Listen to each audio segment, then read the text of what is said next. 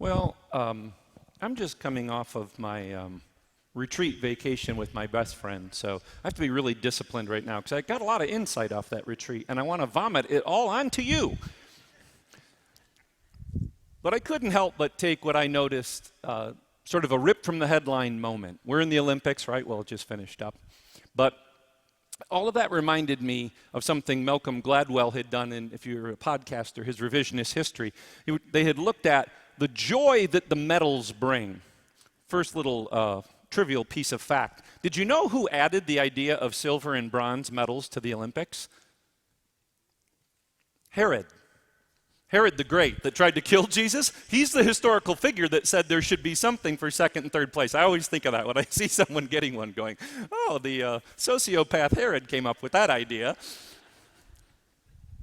But what Malcolm was looking at was the reality of what joy do the medals bring. And if you were to rank them in order, your intuitive sense would be gold, silver, bronze. But if you think about it for just a few minutes, and if you've ever watched an Olympic gold medal game, you would know that the correct order is gold, bronze, silver, right? When they talk to people about winning them. And you've seen this. By the way, as another aside, the OHSAA does this thing that they did not do in Michigan. And I had said to the last executive director, I really wish you'd get rid of this because I think it's cruel. And that is after a championship game, they make the team that lost stay there. We don't do this to professional athletes, but OHSAA does this. They have to stay there and watch the team get those, and then they have to individually get their runner-up medal. But nobody plays for a runners-up medal, right? It's really cruel, and sometimes young people do not respectful things in that moment because they're crushed, and we've seen Olympic athletes do the same. We've seen soccer athletes throw the silver medal because that's not what they played for. So Malcolm pointed out, that's the order of joy that they bring. Gold, bronze, silver. Because the bronze medal actually comes, generally speaking, from a win in competition sport. Well, I want to tell you a story of what happened this past week that affects my dear favorite country, the Philippines. A young man by the name of Carlo Paalam, who is from Mindanao, from Bukidnon province. He's a boxer. Flyweight. I don't know, he weighs like 6 pounds or something. I don't know. It's a real light guy. And he's in the gold medal match. And as you may or may not know, Philippines won their first gold medal ever this Olympics. A woman in weightlifting. And so here's Carlo with a chance for a gold medal in boxing. And in the first round, the guy from Great Britain, 1, 2, 3, knocks him down. And he stayed and he fought this guy to the end to a split decision and won silver. And what we should think about that is he should feel defeated. And if you go search his name and read some of the headlines, it'll say, Carlo Paalam had a disappointing finish. But the Inquirer, one of the newspapers in the Philippines, has a very different story.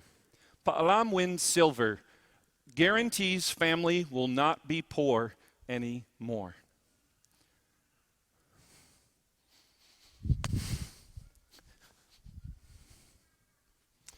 I don't know if you knew this. The medals this year were recycled from scrap. From old computer components, the gold, the silver, and the bronze were recycled from computers. And Carlo used to be a garbage scavenger as a little kid. And he held up that medal and said, "This is my life." It is a powerful story of how silver is victory, when often in our lives we just see it as not what we wanted. And I tell you that story to set up what happened in this gospel. Because when true is true, it just shows up all over the place. It doesn't just stick to the scriptures. It doesn't just stick to what we do here in church. It starts off with them murmuring. I love that word in a bad way in the Bible.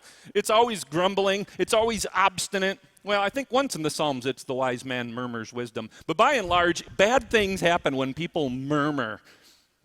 Nothing good happens. What are they murmuring about? What Jesus is promising, which is nourishment for eternal life. And the response is to murmur. I don't know about you, but my energy stores are sapped of murmuring. I just don't want to hear it anymore. And it's not a gospel value anyway. That we would take that extra bit of energy to say, where is my focus? In this gospel story, and in what Paul said, and in the first reading in Well, I think it's Father John Foley that said, try to concentrate on the deliberate kindness of God. Concentrate on the deliberate kindness of God. His historical story to us is in feeding people, is in making sure that people had drink, and then ultimately leads to this sacrificial love of his gift. And so whatever it is that's happening in our lives, whatever it is we think we deserved or should have had, or whatever expectation that was not met, there are great stories that we hear that just drive a stake in the ground and say, nope, that's it, that's true. And maybe what each of us needs every now and then is to realign our compass to true north. And true north, brothers and sisters, is a sacrificing love. It's a self-sacrificing love.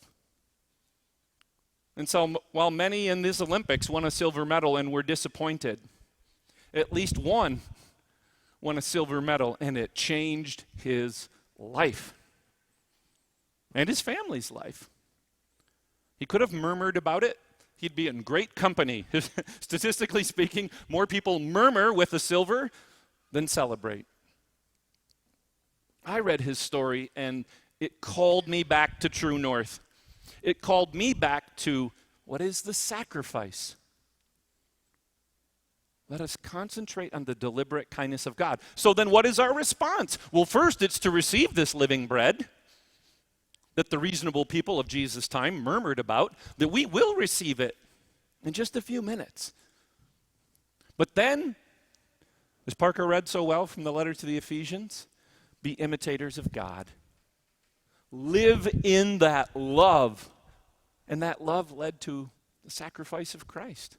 The sweet aroma. That thing that we're left with even when we've left the room. That it sticks with us. I've quoted you this before. Mother of Teresa, St. Teresa of Calcutta used to say, when she left the room, she wondered, were people left with the sweet scent of Jesus or the stinky stench of Teresa? She knew her own brokenness. She knew her own murmuring. She was well aware because she heard it in her own head. And as often happens to saints, there's this adulation of them.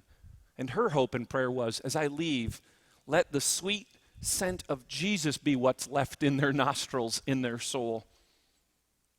Same for us. Ripped from the headlines, ripped from our own life stories. What are we murmuring about? Maybe you're not murmuring. Good for you. It's not easy for me. It's easy to get hooked into the murmuring, the grumbling, the obstinance. Like I said, when I'm honest, it's just an expectation of mine that wasn't met. But let us dedicate ourselves. Let us commit to concentrating on the deliberate goodness and kindness of God. He feeds us. He waters us so that we will grow and that others will know that. The kindness that we show to others is our imitating our God. And it starts right now. It starts in this moment in receiving him in this Eucharist so that we can leave here, not perfect, but changed, different than we came in, with an opportunity to testify to that love. Let us dedicate ourselves to being imitators of our God so that all will know that about him. Murmuring will always be with us. It's a biblical thing. But let us be people that say, I'm going to plug into the goodness, the wholeness, the life-givingness of the sacrifice of Christ. May God be praised.